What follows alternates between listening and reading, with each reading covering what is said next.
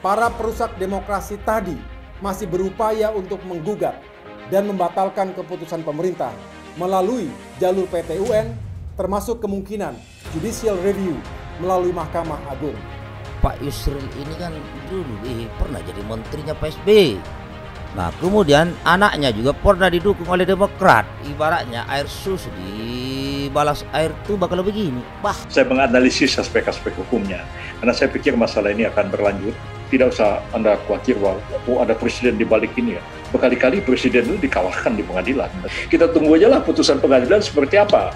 Jadi sepertinya Menteri Kehakiman atau Menteri Hukum itu kan dia netral, dia tidak memihak pada kubu-kubu yang bertikai. Dia semata-mata adalah mensahkan, dan pertimbangannya adalah hukum semata-mata dan tidak boleh ada pertimbangan politik. Nah, dan walaupun kedua belah pihak tidak puas.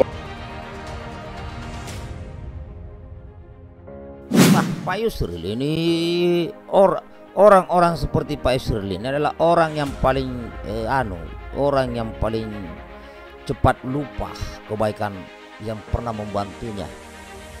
Jadi bagaimana nanti ke depan mau tampil sebagai pemimpin publik, pemimpin politik, orang yang pernah menjadikan menteri saja, orang yang pernah mendukung putranya maju pilkada saja, bisa dia jadikan lawan kalau ini terjadi.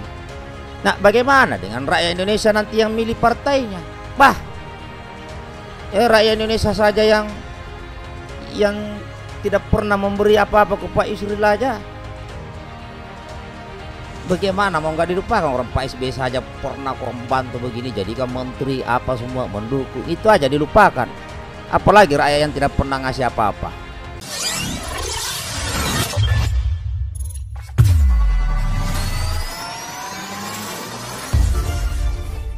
Mantan Menteri Sekretaris Negara Yusril Iza Mahendra di era Presiden Susilo Bambang Yudhoyono (SBY) menjadi kuasa hukum 4 mantan kader Partai Demokrat kubu Muldoko. Yusril mendampingi 4 kader yang menggugat ADART Partai Demokrat ke Mahkamah Agung. Membenarkan bahwa Yusril dan Yuri mewakili kepentingan hukum 4 orang anggota Partai Demokrat mengajukan judicial review ke Mahkamah Agung, kata Yusril, Kamis tanggal 23 September tahun 2021. 4 orang yang dibantu Yusril adalah kader Demokrat yang telah dipecat oleh Agus Harimurti Yudhoyono (AHY). Mereka dipecat lantaran hadir dalam kongres luar biasa di Sumut yang menetapkan Muldoko sebagai ketua umum.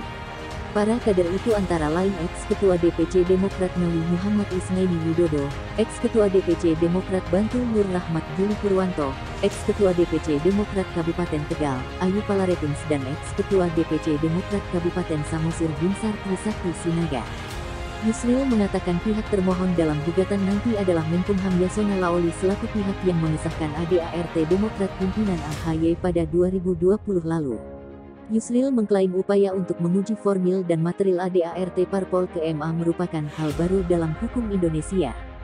Yusril menjelaskan bahwa ADART dibuat Parpol atas perintah undang-undang. Akan tetapi, menurut Yusril, sejauh ini tidak ada lembaga yang menguji ketika ADART suatu parpol bertentangan dengan Undang-Undang atau UUD 1945. Yusril mengatakan ada kevakuman hukum untuk menyelesaikan persoalan seperti itu.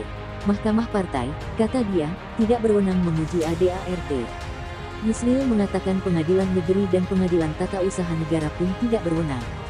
Pengadilan negeri hanya bisa mengadili perselisihan internal parpol jika Mahkamah Partai tak mampu menyelesaikan.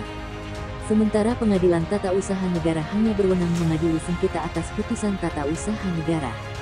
Karena itu saya menyusun argumen yang insya Allah cukup meyakinkan dan dikuatkan dengan pendapat para ahli antara lain Dr. Hamid Awaludin, Prof. Dr. Abdul Ghani Abdullah dan Dr. Fahri Bahmid, kata Yusril. Bahwa harus ada lembaga yang berwenang menguji ADART untuk memastikan apakah prosedur pembentukannya dan materi muatannya sesuai dengan undang-undang atau tidak, sambungnya. Atas dasar itu, Yusril menilai MA harus melakukan terobosan hukum dengan menjadi lembaga yang memeriksa, mengadili dan memeriksa apakah ADART Demokrat yang disahkan Yasona bertentangan dengan undang-undang atau tidak.